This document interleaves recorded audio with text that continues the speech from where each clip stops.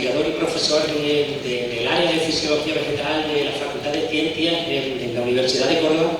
Es un verdadero placer volver a compartir experiencias y volver a reencontrarme con tantos amigos que disfrutan divulgando desinteresadamente como yo lo hago.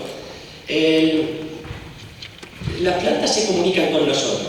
Evidentemente no utilizan una comunicación verbal, oral, lo hacen de una forma mucho más sutil, de una forma mucho más elegante.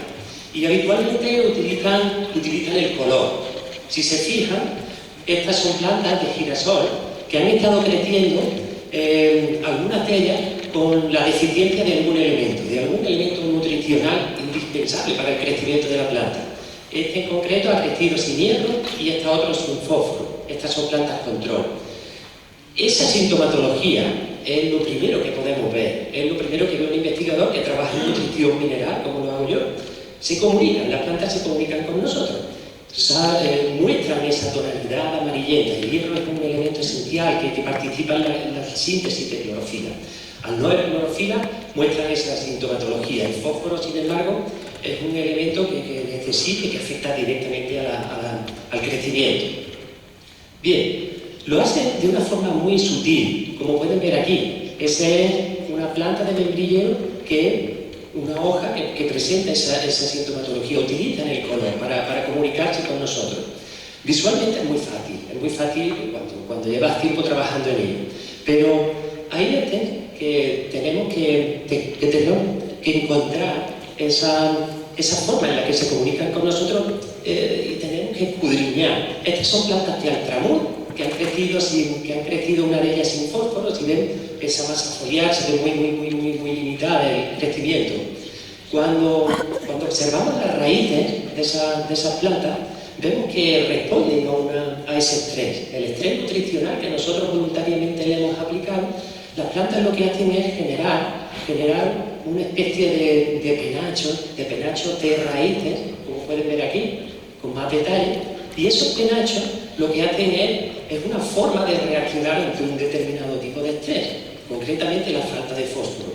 Esos penachos lo que hacen es aumentar la superficie de contacto. La raíz necesita escudriñar el suelo, buscar ese elemento que necesita y aumenta la superficie de contacto con la formación de esos penachos. Y es ahí donde nosotros observamos determinadas cosas. No solo tienen esa capacidad de proliferar esas raicillas, sino que tienen una forma muy concreta de solubilizar los nutrientes, de hacerlos accesibles para poderlos absorber. Y lo hacen activando una serie de enzimas, como son las ATPasas. Son bombas de protones que acidifican el medio. Acidificar el medio en la zona que rodea la raíz es sinónimo de poder absorber el nutriente deseado. Y lo hacen mediante esa actividad de esas ATPasas, emitiendo protones, y nosotros tenemos una forma muy colorimétrica de determinarlo, y es utilizando el púrpura de bromocresol. Es un indicador ácido-base. Cuando preparamos esas raíces, son raíces de altramur, cuando las preparamos en placas de Petri con agar, ese púrpura de bromocresol a pH 6 tiene ese color púrpura. Pero en las zonas en las que los protones, en las que esas ATPas están muy activas, acidifican el medio y llegan a conseguir pH de en torno a 4. Y eso se ve precisamente en esas zonas coloreadas de amarillo, esa zona amarillenta, anaranjada. Utilizamos el color para ver si está respondiendo, si la planta está respondiendo. Aquí tienen otra planta de tomate, esas raíces en las que se ven de forma muy localizada las zonas en las que está acidificando y por consiguiente asimilando ese nutriente que necesita. Fíjense en esta otra, es una planta de garbanzo. La acidificación prácticamente en todo su sistema radicular es muy espectacular, es una forma muy interesante de determinar una actividad enzimática. Hay algo parecido con la forma que tienen las plantas de asimilar el hierro. Las plantas necesitan reducir el hierro y lo reducen gracias a unas enzimas que se llaman reductasa. Lo reducen y utilizando un agente penante que es la ferrotina, cuando reducen aparece ese color violeta, un color violeta muy, muy, muy intenso que nos da señal de qué partes de la raíz son las que están activas y cuáles no. Aquí pueden ver cómo esta parte está muy activa y esta otra parte no lo está, en la asimilación de ese elemento.